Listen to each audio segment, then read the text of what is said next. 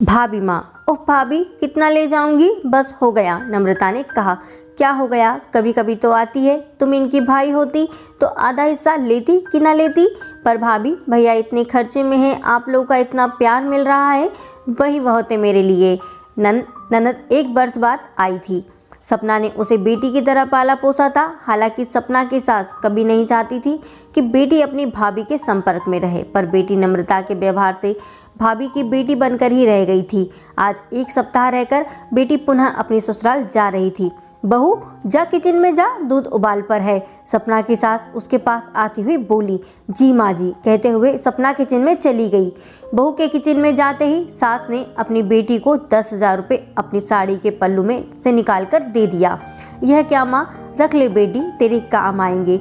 माँ ने अपनी बेटी से कहा, पर माँ तुझे यह मिले कहाँ, आपकी कोई नौकरी तो है नहीं। अभी भैया को छुटकी की फीस भी भरनी है, उन्हें ही दे दीजिए, अभी उन्हें इसकी ज़्यादा ज़रूरत है। नहीं बेटी, तुम्हारे पापा मुझे कंगाल छोड़कर नहीं गए थे, रख ले। और जबरन बेटी के हाथ में रुपया ठूस कर चली गई। बेटी नम्रता को पिछले महीने भाभी का फ़ोन आया था, याद आया। भाभी बहुत परेशान थी, भैया को सैलरी मिली थी और उसमें से 10,000 रुपये घर से गायब हो गए, बता रही थी। उसने कुछ सोचा, बहौले से मुस्कुराई और किचन की तरफ चल पड़ी। अच्छा भाभी, मैं चली।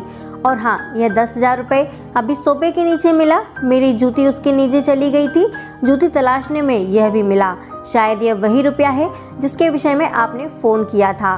सपना की आंखों में आंसू थे। वह सास और ननद की बातें सुन चुकी थी। ननद को अपने आगोश में भर लिया और धीरे से कहा, तू मेरी सबसे बड़ी बेटी है। ननद भाभी दोनों मुस्कुरा पड़ी और सच में जीवन का यही एक सुंदर रूप है। दोस्तों, बदलते रिश्तों की कहानी आपको कैसी लगी ज़रूर कमेंट में बताइएगा। और अगर आपको कहानी अच्छी लगी तो please like, share and subscribe जरूर करें।